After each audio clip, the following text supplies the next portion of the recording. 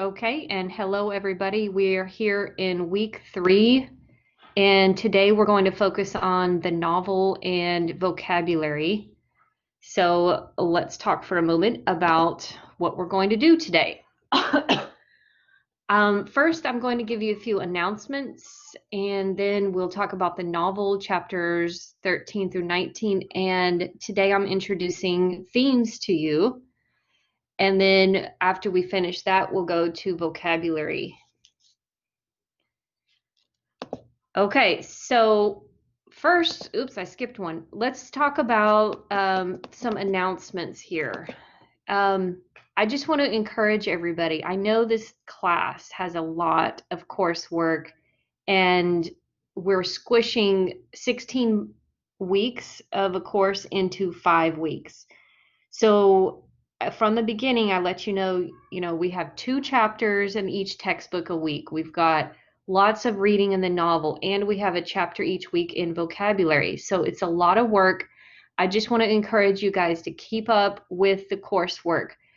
Um, I purposely did not give a lot of due dates for the quizzes because I wanted you to kind of just be relaxed and go through the textbook and do the assignments as you can, and then when you're ready, take the quiz. However, there is discussion board questions that I do each week, and I noticed that so far nobody's gotten into the discussion board yet. So we're kind of already a week behind on that. So what I would like for you to do is focus on this week's discussion board. Because I'm not grading it, maybe that's one reason nobody's done it, but that is my place to really give you feedback day by day. It's a great learning tool if you can use it well. So get in there, answer some of the questions in the discussion board. I will respond to your answer within a day and go back and check, and other students can read what you wrote as well. So keep up with the assignments. The labs have due dates. Okay, so last Friday was our first lab, and I allowed you until yesterday, Sunday, to do it.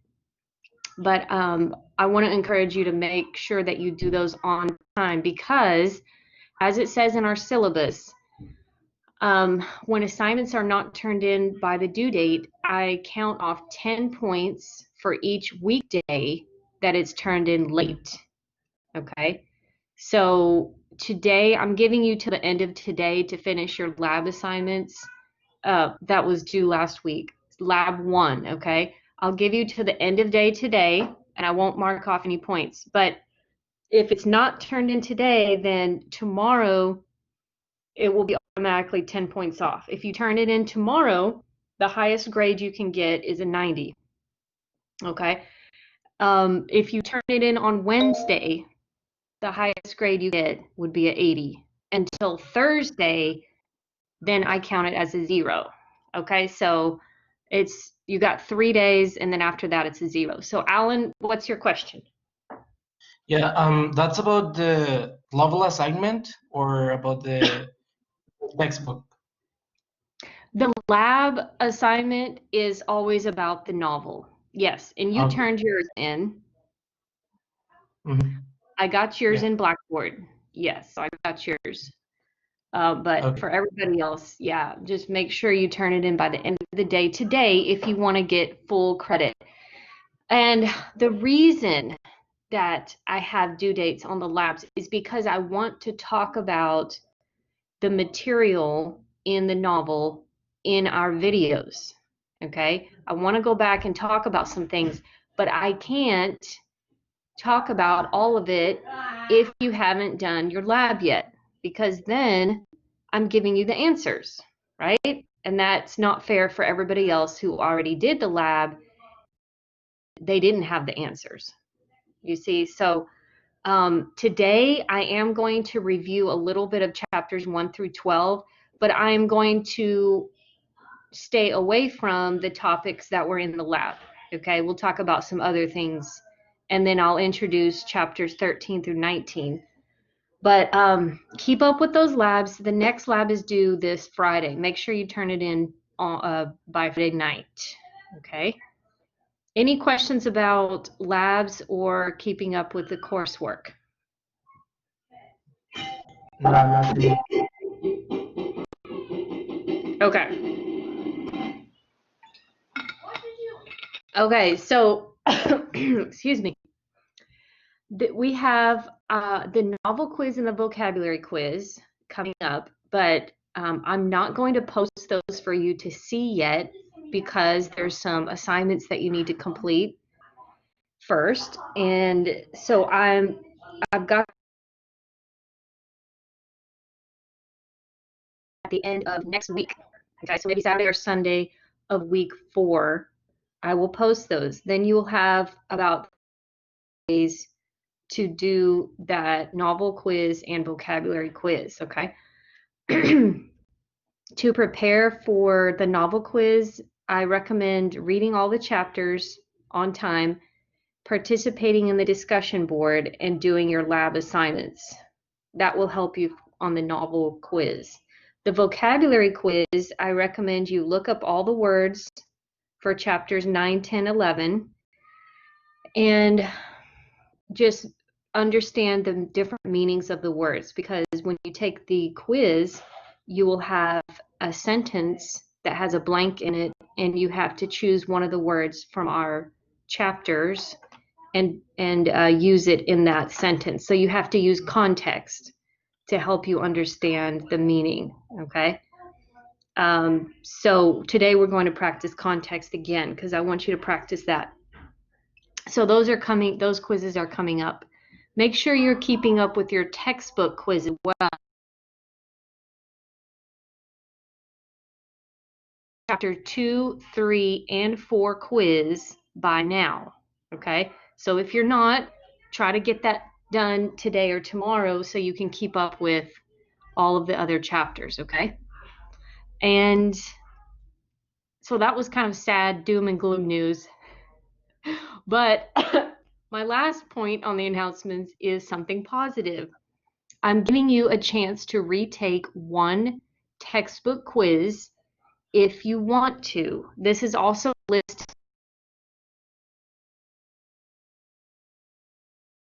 There's a complete description of this, what I'm talking about. But if you, let's say you take chapter 3 quiz or chapter 2 quiz and you got your grade back and it's just so low and you're disappointed, if you email me and say, hey, I got a low grade on chapter 2 quiz, can I retake it? I will approve it, send you an email back, and I will post a new quiz just for you to take, okay? And it will be on the same chapter that you need it on, but it will be a different quiz, okay? Those retake quizzes are not in the lessons folder right now. That's why you have to email me and I have to post them and give them to you. So I need a couple of days to prepare that. That being said, if you want to retake a quiz, you must email me and request the quiz retake by this Saturday.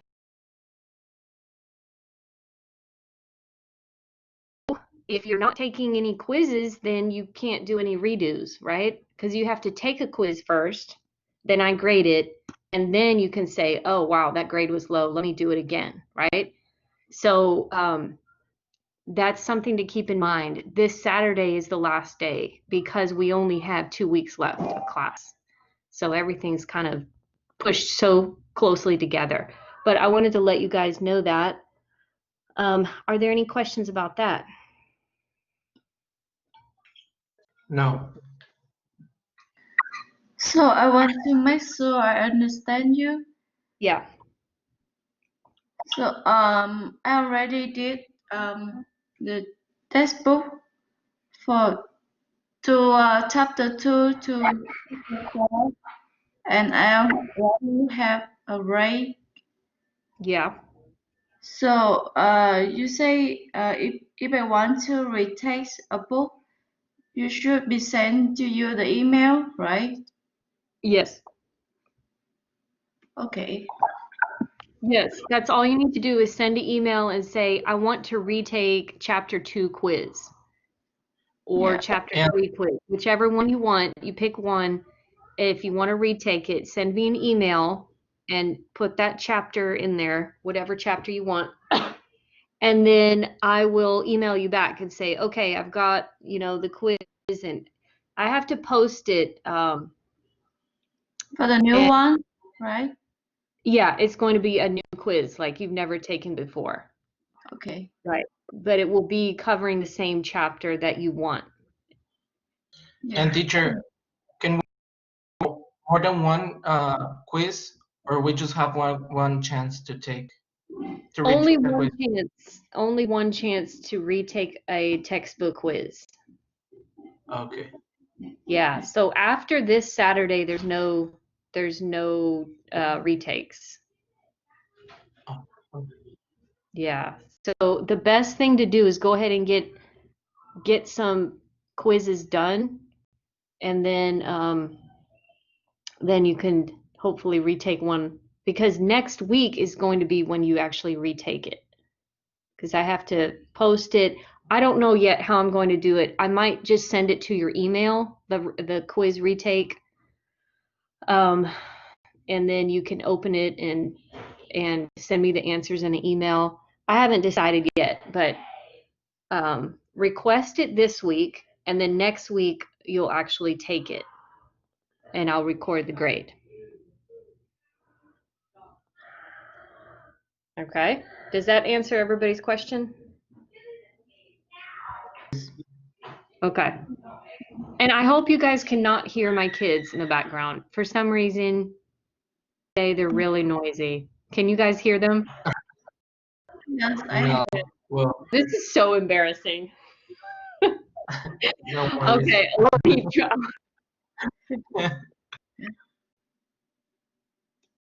to do is look at the novel.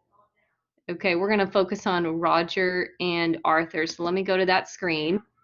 So with our novel, let's talk a little bit about what happened. Has anybody read chapters 1 through 12? All of those, 1 through 12. Let me know. Yes, I already. Okay, good. What about you, T?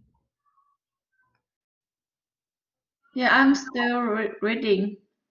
Okay, how many chapters have you read so far? Just 4 chapter.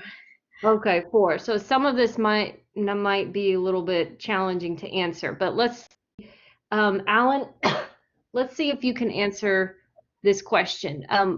Let's talk about Arthur for a second. What's the cause of his sickness? Why do you think he's so sick?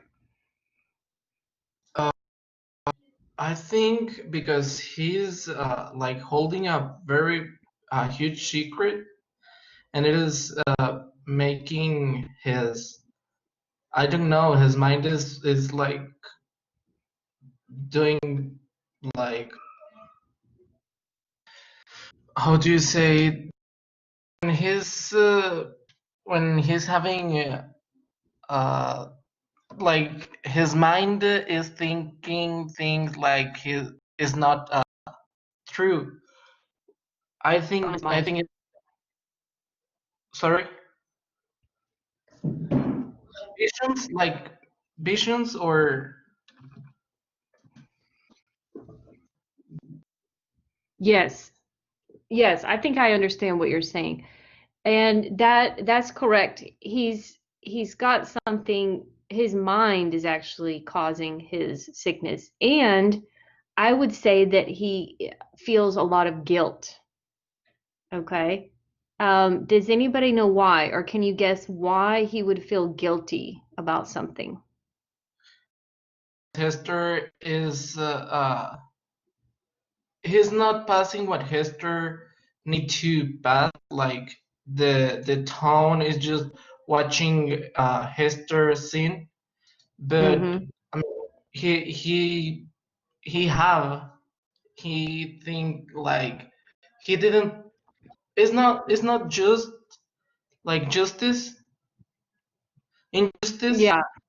Mm-hmm. for what Hester is happening, because like the tone people think that he's an angel. Well, Right. he's not, because he has something to with Hester. Okay, so what is he guilty of? Because Pearl is his daughter, and Right. yeah. Right. So he had a relationship with Hester, and then they had a child together, but they're not married. So back then, remember we talked about during this time in American history, it was considered one of the worst sins, the worst things you could do. And he did it, but it was Hester that was getting all the blame. Nobody was blaming Arthur. So that's what was making him so sick. He had this guilt of, you know, committing a sin, but nobody knew about it. Okay.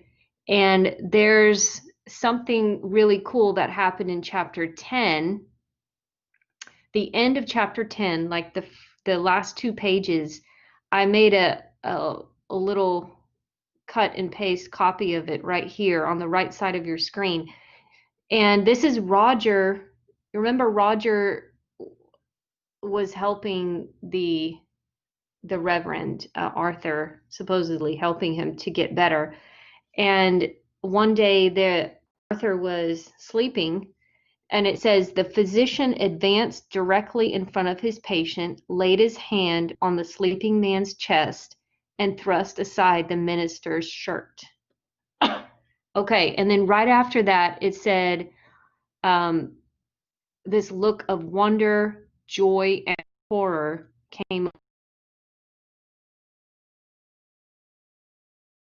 He burst forth through the whole ugliness of his figure. Remember, the book talks a lot about Roger's face being ugly and getting more and more ugly and dark. So, what do you think this is talking about? What's happening here?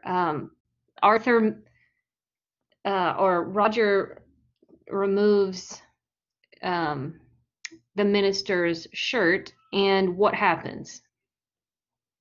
What does he see? We're going to infer because it doesn't actually say what happened, but we can make an inference here. Does anybody want to guess what he saw? I didn't know what he saw. Okay, because it did not state it exactly. Do you remember reading this part of the book? Yes, I remember, and it was very, very interesting because the neighbor never said what he saw in terms of chest. Exactly. This author uses a lot of inference and implied meaning.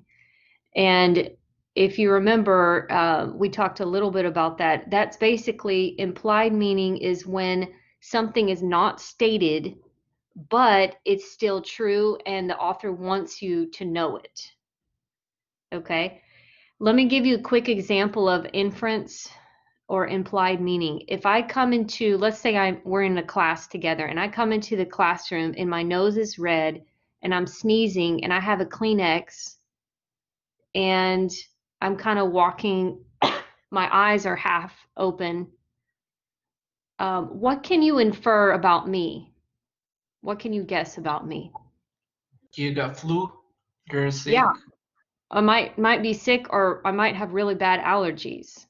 But I didn't say that. I didn't come to class and say, "Hey guys, I'm sick." But you're looking at the evidence. You're looking at what you see, and then you're making a guess about it.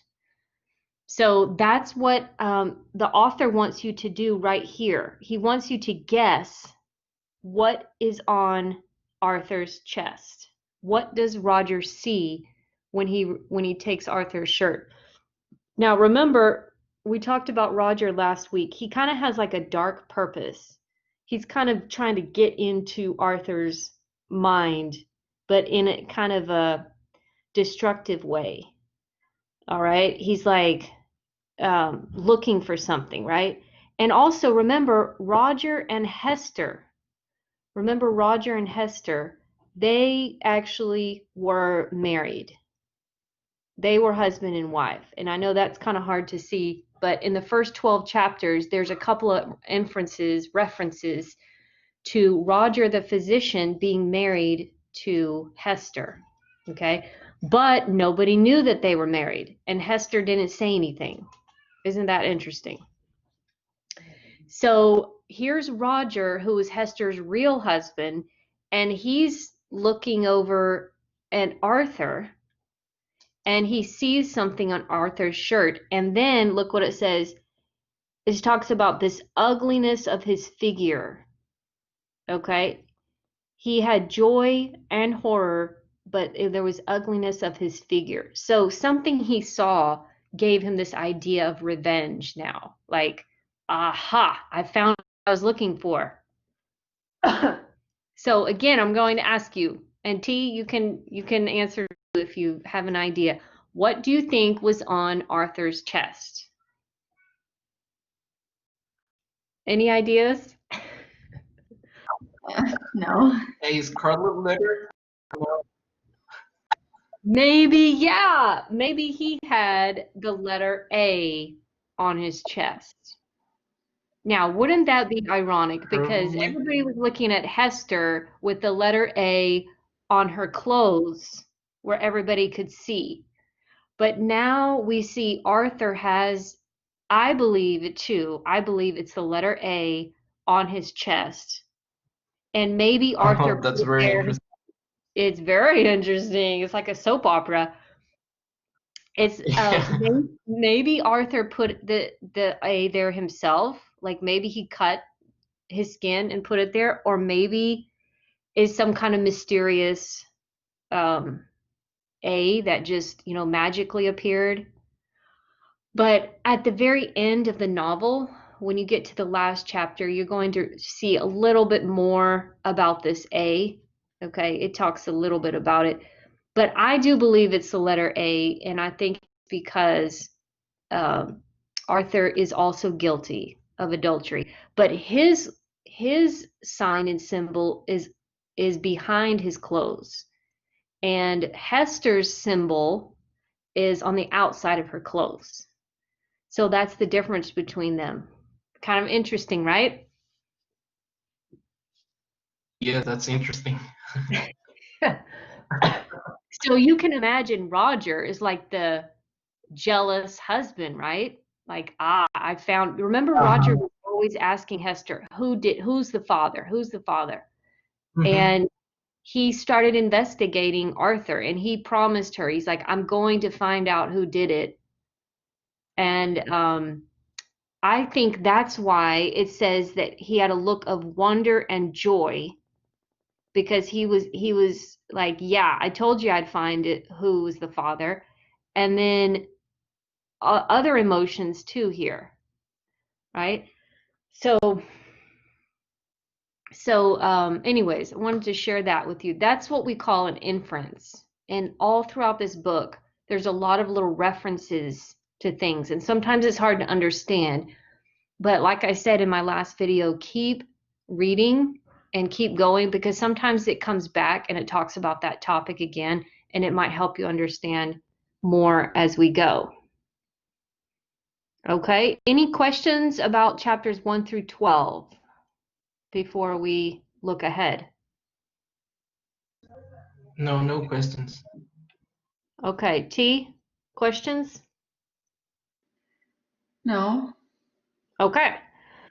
All right, so I did want to talk about chapter 12, the scaffold and the black glove, but I think I'm going to hold off until next week, because there is part of that assignment or that question listed in your lab. So we might come back to that, but I think that was an important scene in the book, the black glove, and Arthur looking up at the sky. So we'll come back and talk about that. But let's look a little bit at chapters 13 through 19, okay? Just a few chapters this week that I want you to read. But this is the meat of the book. There's some really important ideas and conversations that happen in these chapters. So chapter 13 is going to be about the townspeople, the people in the town, and they start to change the way they act towards Hester. And it's kind of interesting what happens in that chapter. So that's chapter 13 you're going to be reading about. And then chapters 14, 15, and 16 are about Hester having a conversation with Roger and then another conversation with Arthur. And in those conversations, there's going to be a lot that comes out as revealed. Okay. It's going to give a lot of meaning to the story and what's been happening so far. So I'm not going to tell you what they talk about because in your lab assignment, you're going to summarize those conversations. Okay. So I want you to pay attention to that and what happened between these characters.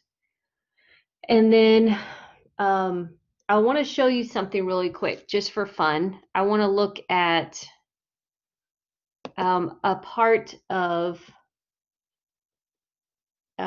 chapters 15 and 16. And so let me share this with you guys.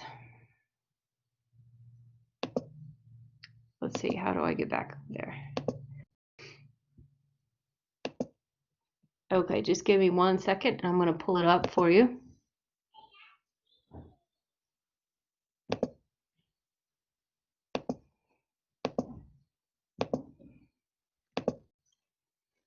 Okay. Can you guys see the page that I'm looking at? Yes, I'm With able to see. the purple highlights. Can you see it, T?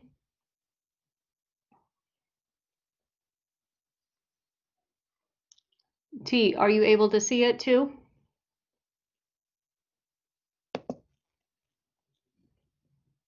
Oh, okay. I don't know what happened to T, but okay. So this is in chapter 16. It's a couple of paragraphs in, and I want us to look at this symbol of sunshine or light right here. And I want to show you a couple of things that we can do to see what the author is trying to say. Again, remember we talked about implied meaning. So there's a little part in this chapter that talks about sunshine. So I'm going to read some of the part of this, and then I want to ask you a question about the sunshine. What does the sunshine mean? Okay. So Hester and Pearl are walking through the forest, and Pearl says, "Mother, the sunshine does not love you. It runs away and hides because of the letter on your dress." Okay, so that's kind of interesting. So they're walking through the forest, and Pearl is standing in the sunshine, but Hester, wherever Hester goes, there's no sunshine on her. It's all shadows. Okay, now look at this next page. Hester smiled to see that the child did actually catch the sunshine. The light lingered about the lonely child as if to have such a playmate, glad to have such a playmate. Okay, so Pearl is just kind of playing in the sunshine that's coming through the trees. And then Hester says, "Okay, watch.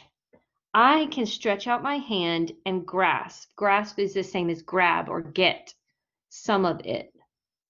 And then as she attempted to do so, the sunshine vanished. Okay, so she was in the shadow again. So I want to ask you a question about this. Why can Hester not get in the sunshine? What's going on here? What is the author trying to say? Anybody want to make a guess?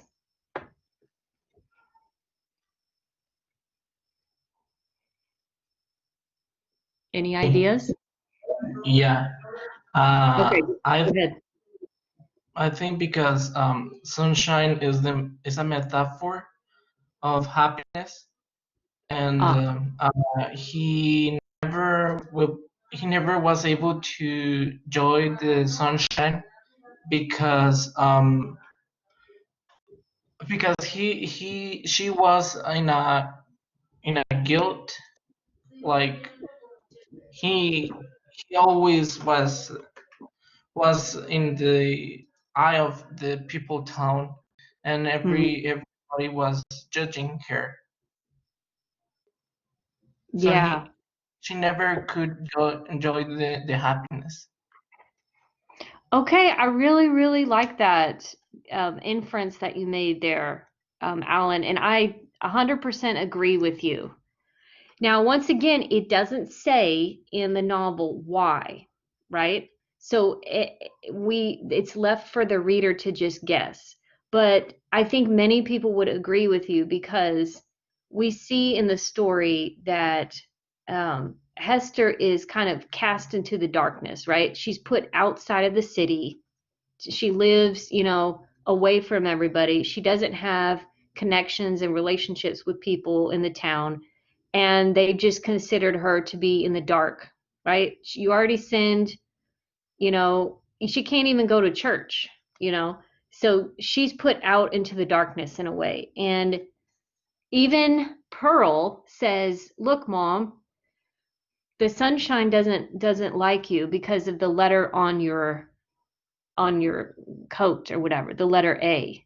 So we can infer that um, because of her sin, she can't be in the light, or she can't be in, like you said, happiness. Um, so it's always close to her, but she can't touch it. So that's kind of true, I think. She has her daughter, but that's the only person she has to be close to, right? That's her only source of happiness. She doesn't get any more from anywhere else. So I agree. And that is, once again, something that we inferred. It's implied meaning. It's just adding more to the story for us to understand how Hester feels and what's going on in her life. Okay? Any questions about that? No, no questions. Okay, good. And T, let me know No. too if you have a question. Okay, good.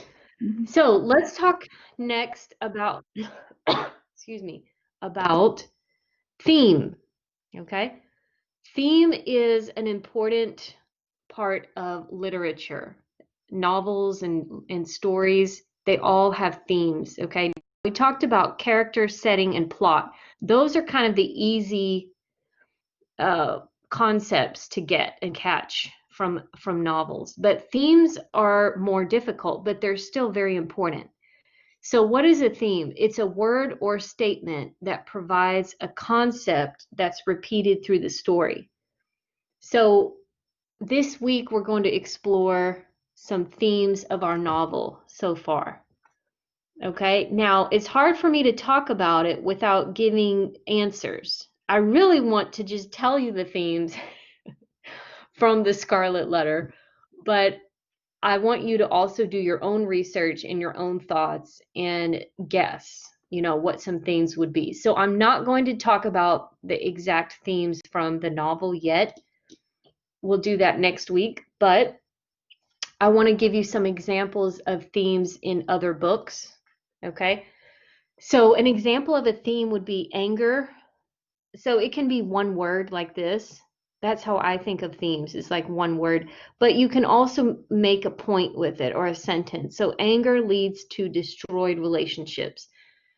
That's not a theme really of the Scarlet Letter, but let's think about another story. Let's say you have a story where, a son and a father, have a lot of anger towards each other, and then in the end, they don't talk to each other, and maybe the father dies and the son doesn't even know, and they're just so separated, and it destroyed their relationship. You see, that would be a theme for the story. Okay. Another theme might be poverty, or society tries to hide the realities of poverty. If you have a story that shows a couple of people who live in a poor neighborhood and how it's difficult for them to find jobs, and it just talks about, or is a story about poverty, we could say this is a theme of the story. Now sometimes you can have two themes in one story. Maybe one story has the theme of anger and poverty. Okay, so they're basically these abstract ideas. We cannot say that the theme is Hester. That's not a theme, okay? That's a character. So we cannot say that, well, Hester has a child and everybody labels her as, an adulterer with her letter A on her shirt. Okay, that's not a theme either, because that's the plot. Do you see the difference? Does everybody see what I'm talking about? So a theme is not a character's name, and it's not all the events of the story. It is going to be what's behind the events and behind the characters, like these ideas or these emotions. So how do you find themes? I gave you 2 questions to ask yourself. What are some similarities between some of the characters' lives? Because the theme is something that's repeated several times throughout the story. Okay, so let's do a little practice together to help you think of themes in the Scarlet Letter. What are some similarities between Arthur and Hester? Is there anything that's similar between those two? Shame. Yeah, we could say shame. So shame could be a theme because it is involved in 2 different characters' lives, and we can see it throughout the story, right? And they have the same sin, but they handled it differently. So the result of Arthur's shame is different from the result of Hester's shame, but shame is still a theme that we can use. So Alan, you can use that in your lab assignment if you want. Since you said the word, you can answer that in your Okay. lab.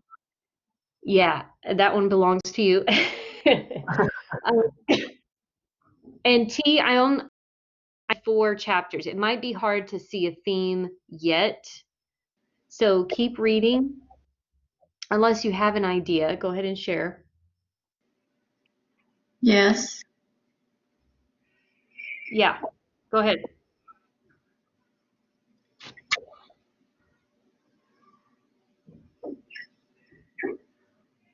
Do you have an idea or a question, T? Not yet right now. Okay. Yeah, so keep thinking about that.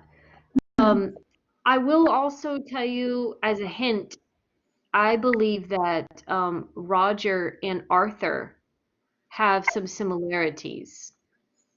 There's a similarity between those two. And in the whole book itself, there's a theme that I'm going to talk about next week. And I'll give you a hint. It kind of comes out a little bit in chapter 16 with the walk in the forest.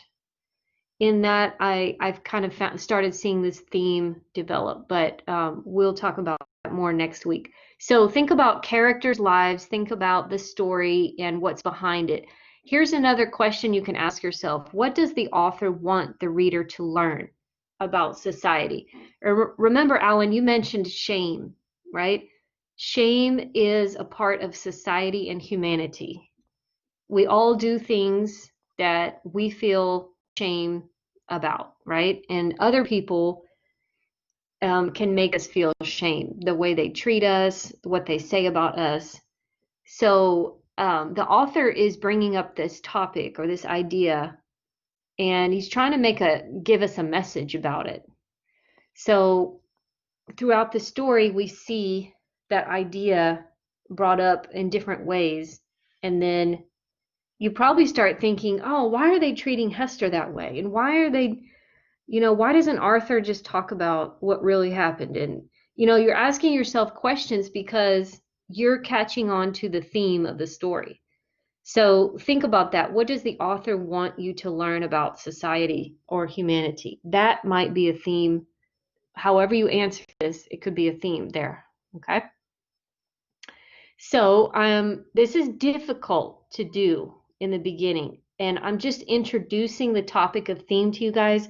I'm not going to give you a grade over, theme, basically, because in this level, you're responsible for just knowing a little bit about this concept, but you don't have to be a master at finding themes and writing about them.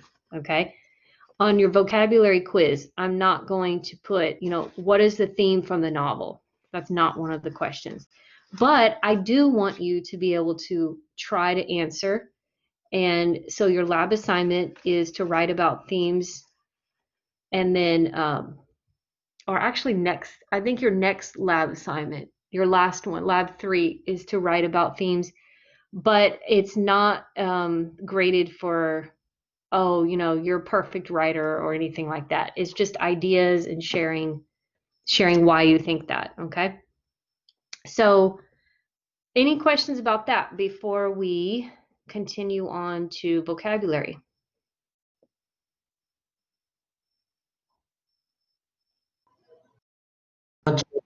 Okay, good.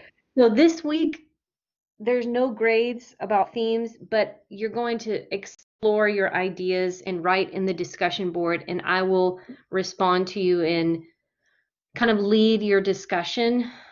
And then next week, you have a lab assignment, and you're going to have 3 topics. And I want you to just take one of them and decide, why or why not. Do you agree, and why or why not? So that's what's coming up. So this is just the beginning of it, okay? Don't feel like you have to be perfect now. I also posted a couple of videos in your lesson this week. So the videos,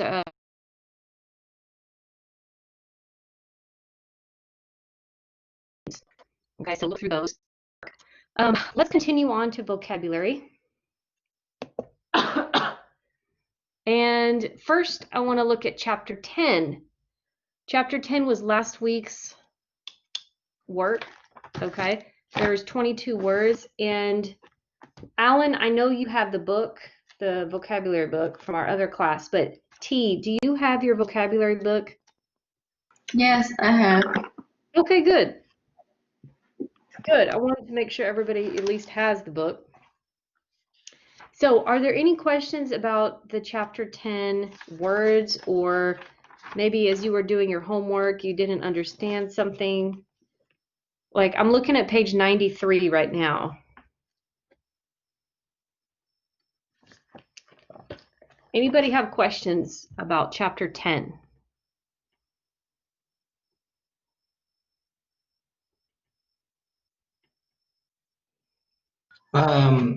Like teacher,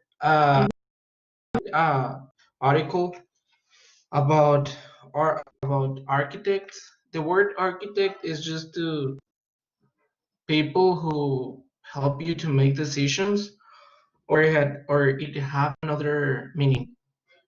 It has another meaning. An architect is basically a designer.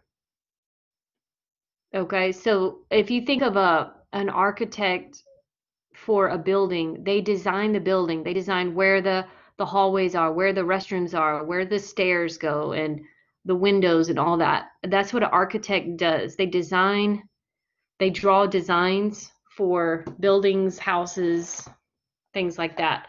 In this case, in this context, we're looking at architects inside of a store. So where somebody has to design it, right? Like where are we going to put the vegetables? Where are we going to put the cereal?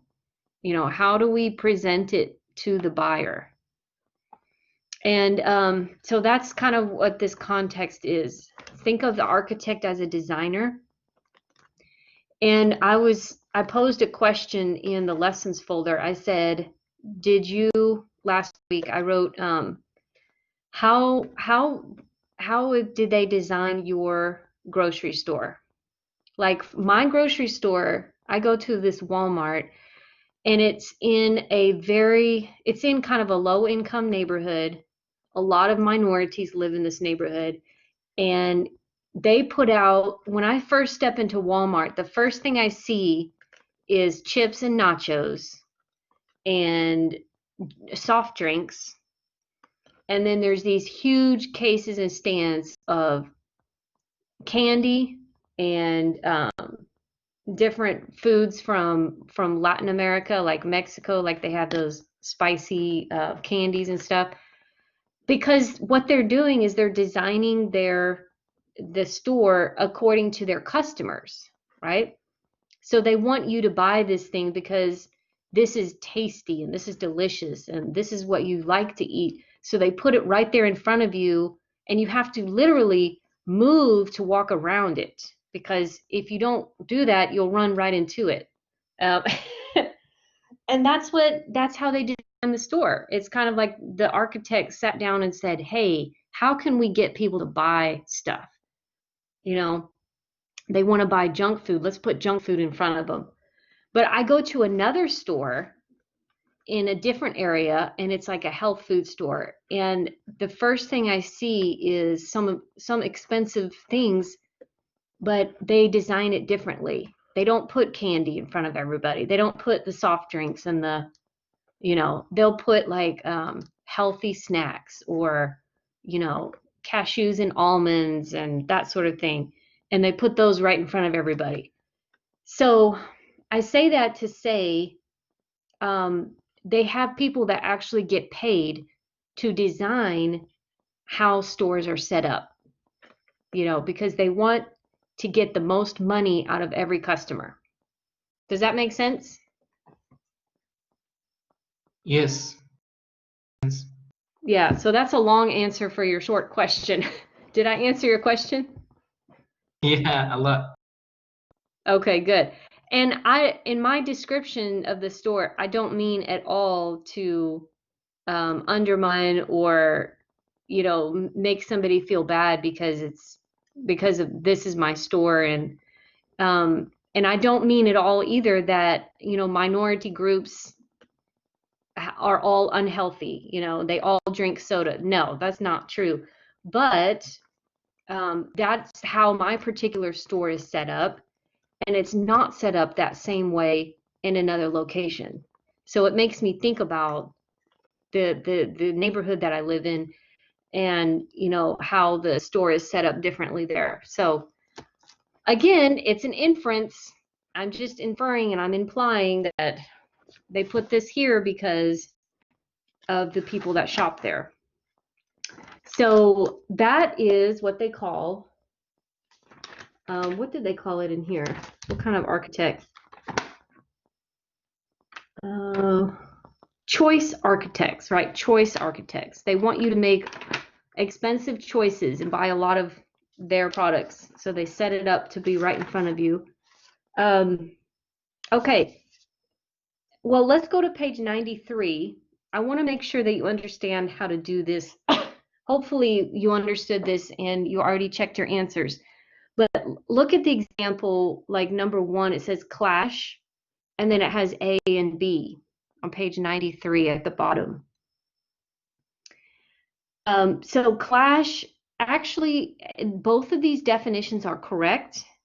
It can mean to be in conflict. It can also mean to look bad together or with colors or designs.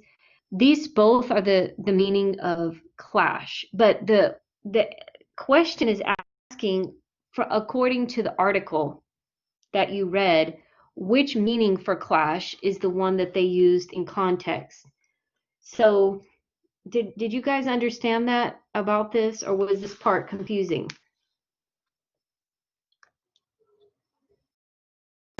But I did. Okay, and T, what about you? Yes, me too. Okay, see that? Good. I'm glad I'm talking about this. These are the kind of things I want you to ask in our video, or you can email me and say, hey, I don't understand this, page 93. But let me show you how to get the meaning, because when you look in the dictionary, it has 2 meanings: to be in conflict and to look bad together. But go back to the article, page 92. Page 92, and look at the left side where it says clashes. Can you see the word clashes under the picture? Yes. So it says some might even argue that these are basic human rights and having laws that dictate our behavior clashes with our right to choose for ourselves. So in this context, we're talking about we have the right, but the way they set up the store and what they do at the store can clash with our right to choose. So go back to page 93. Are we talking about colors or designs looking bad together? Like I have a turquoise shirt and a navy blue pants, or I have a striped shirt and polka dotted pants. That kind of clashes. I'm talking about that in the article, page 92. We talking about colors and patterns? No, we're not talking about that. We're talking about different ideas and the That's freedom. right. Excellent. Yeah. So in the context of the article, we're talking about ideas, beliefs, and opinions. Okay? So that's like me. Go back to my story about Walmart, right? I walk in the store and I have to walk way to the back in order to find some healthy food or some of the food that I like to eat.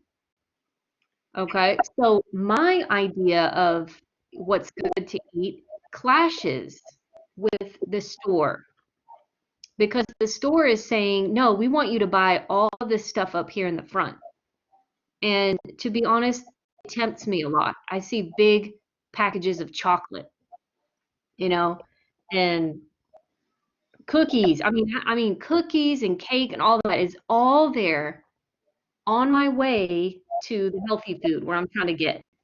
So this is an example of a clash between me and the store, the way they set up the store and me. So there's like a conflict there. And that's kind of what it's talking about is, you know, making our own choice. We should be able to choose what we want to buy, right? But the store is trying to influence you in what you buy. And has that happened to either of you? You go to the store and you're like, okay, I'm getting milk and bread. And then you come out of the store and you have cake, cookies, chips, and milk and bread.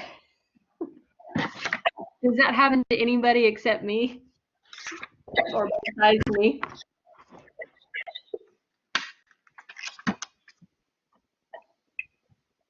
Anybody? Did y'all hear me?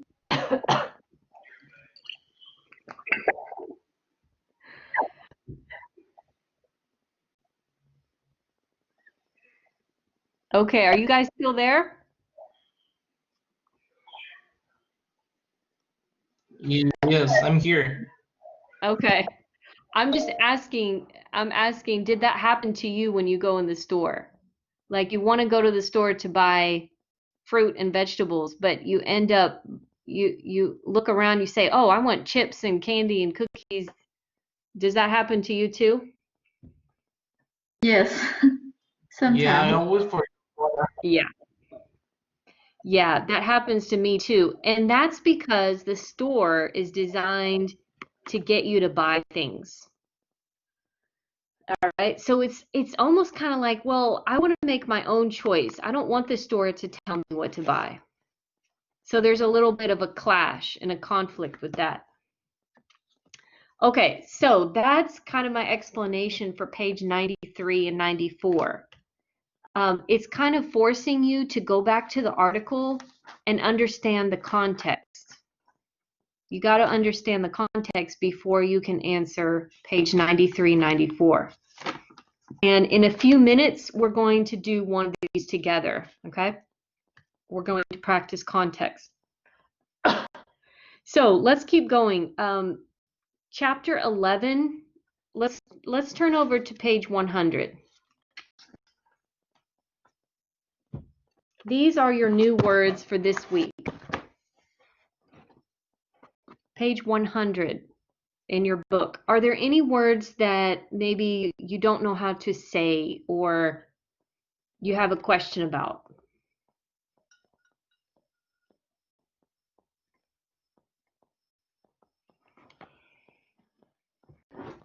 Yes. On the third word.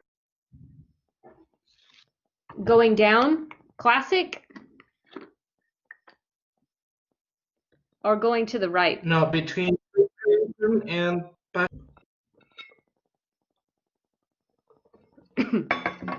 I can't hear what you're saying. Like appliance, frustration, kettle, passionate? yeah, between frustration and passionate. Yeah, kettle. The word is kettle. And a kettle, Kettle. yeah, a kettle is kind of like a pan that you put on the stove, but it's just used for water. So you boil water in the kettle, and then you can make tea or coffee with that.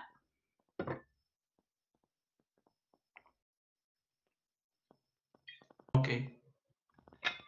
So think of it like a pan, but it's just for boiling water.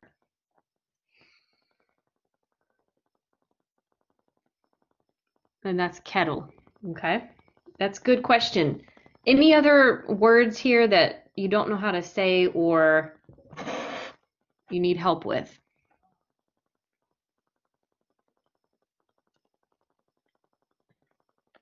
No, I think no.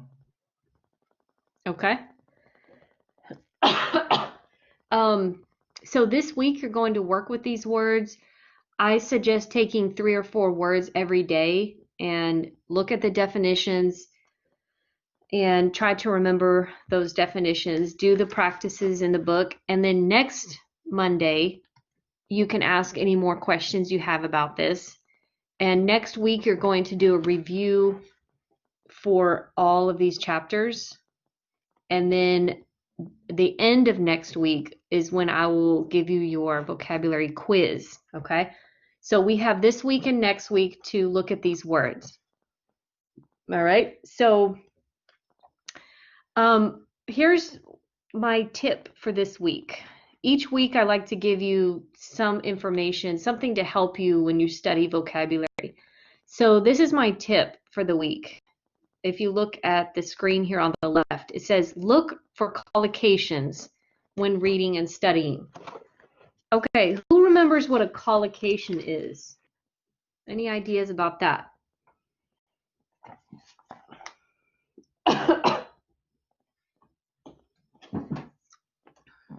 Collocation. Anybody? No, I have no idea. Okay. Well, in each chapter, like look at page 109. 109. Each chapter has a section of collocations. So if you're doing your homework and you're checking your answer, you've probably seen this word before, collocation. Yeah, or the bottom part of page 109.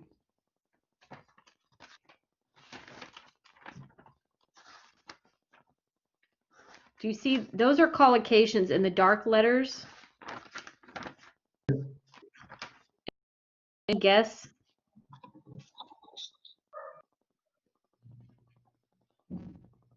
No. Still no idea. Okay. And T, feel free to answer if you have an idea. But page 8 in your book gives you explanation of collocations. Page 8. Okay. So if you have a piece of paper and you want to just write that down, page 8 of your vocabulary book. Basically, a collocation is a pattern of how a word is used by the native speakers. A lot of times collocations are not in the dictionaries, although some dictionaries do have them. A lot of times collocations are not in translators. So at your level, guys, that you're at and learning English, dictionaries and translators should not be your primary way of learning new words. Dictionaries and translators can help, but there's a lot more to words that you need to learn in order to really understand it and be able to use it, okay? And collocations is one of those more advanced ways of understanding words. So what we're doing is we're talking about common ways that we put words together. So let me give you an example of collocations. On the left side of your screen, you see the word offset. Does everybody see that? For what page? Well, this one is back on your screen here. Oh, The yeah. point. I think, can you see my little pointer? I'm circling the word. Or I'll circle it right here. Or maybe I'll just draw this. Okay, can you see that? Offset. Yeah. Mm-hmm. Okay, offset is one of the words from chapter 11. So you're going to look at that definition, but I'm giving you a collocation here. Offset the risk of. So what happens is a lot of times when you see the word offset, you will see the risk of after that, because these words like to go together. It's very common in our American English. So offset is kind of like to avoid or put off something and or replace it. So for example, I can say in order to offset the risk of diabetes, I started eating more vegetables and exercising every day. So what does that mean? In order to put off or delay or stop or minimize the risk of diabetes, I decided to eat vegetables and exercise. So offset means to stop or delay or put off. And a lot of times we use it with these words like the risk of after it. Another example is opt. Okay, opt is like to choose. And a lot of times we'll say opt in or opt out. Have you heard those phrases before, guys? Opt in or opt out.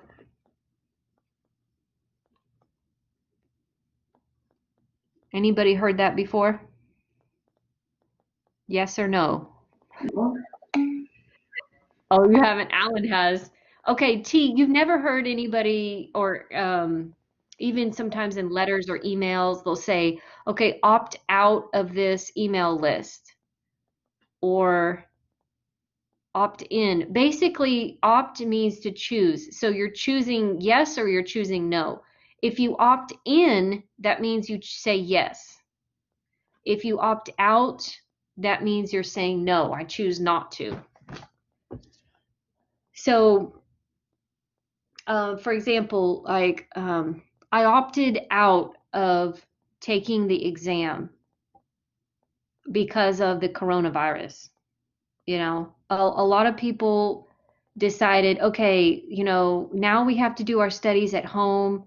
So if you want to take the exam, the test, you can. If you don't have to. You can choose. You can opt in or opt out. So a lot of people opted out of the test. I know in the state of Texas, the governor opted out of taking the STAR test or requiring the STAR test for elementary, middle schools, and high schools in Texas. So they made a choice and they said, okay, it's not going to be required. Okay. You can opt out of a survey. Sometimes you might get an email or a phone call that says, we want you to take this survey. And then you can decide, no, I don't want to. And that means you opt out of it. Okay. Let's go to The next one. Loyalty is another word. Loyalty is a word on your list. So a lot of times with loyalty, you'll see the word to or towards after it. So my brother has a strong loyalty towards his company that he works for. He stayed with the company for more than 20 years. Or my brother has a lot of loyalty towards my father. You know, it's kind of showing connection, but we use the word towards. We don't say a loyalty in, like he has loyalty in my family. No, we say loyalty towards. So these are collocations. It's just common ways that we're using the words. We put loyalty with towards a lot of times. We put opt with in or out of something. Curiosity about. We do not say curiosity to. Like I have curiosity to cooking. No, we have to say I have a curiosity about cooking.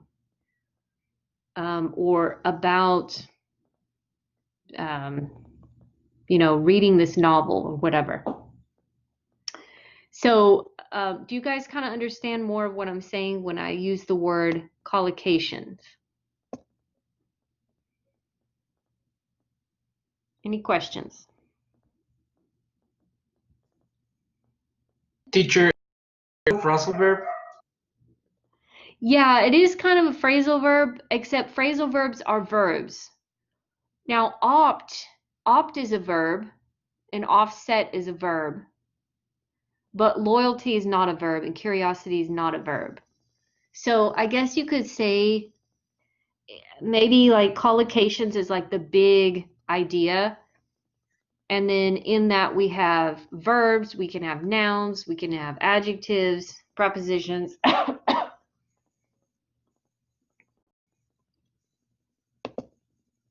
Yeah, good question, Alan. Okay, well, we are getting a little bit over time here. So let's go quickly to our last idea and then we'll be done for today. Let's practice a minute with context. So go back to page 93 in your book. I want you to go back to the bottom of page 93 and look at the word label. So label has two different meanings. It can mean to put a sticky piece of paper on something, like label, I labeled the box damaged, right? I put that piece of paper on the box. It says damaged. That's one meaning for label. Label can also be a description of a person.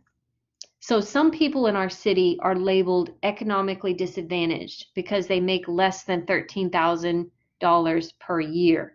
So you can label things with a little piece of sticky paper or sticker, and you can label people by categorizing them.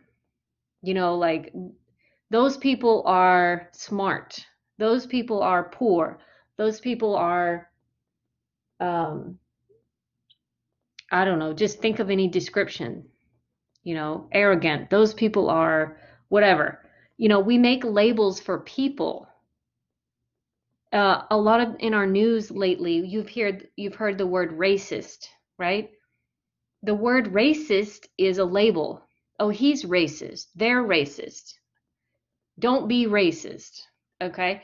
That word racist is a label that we use to categorize people. Okay? Does everybody understand that? Yes. Okay, so I need one of you, either one of you, to give me one example of your own context.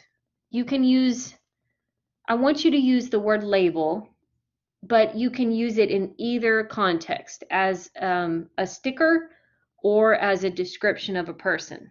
I want you to make a sentence with the word label. Anybody want to try?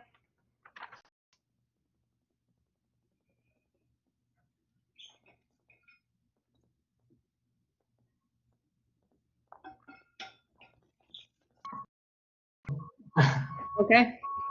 Um,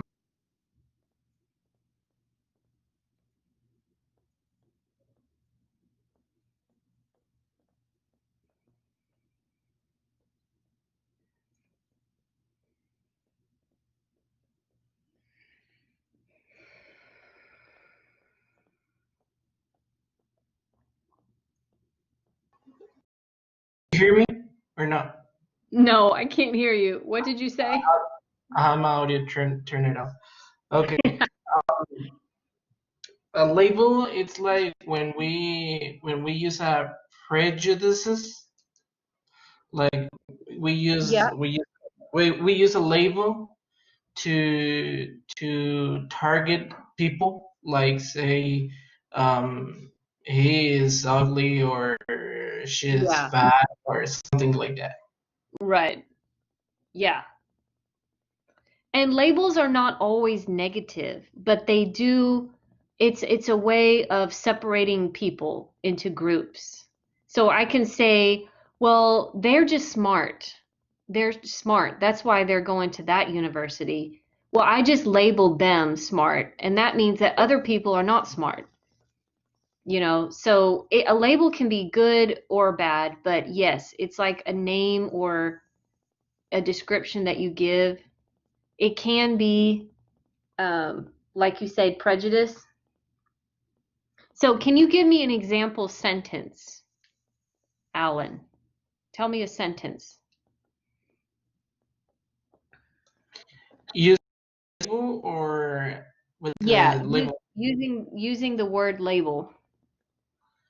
Okay, a label is a target that people use to separate a group of something or someone.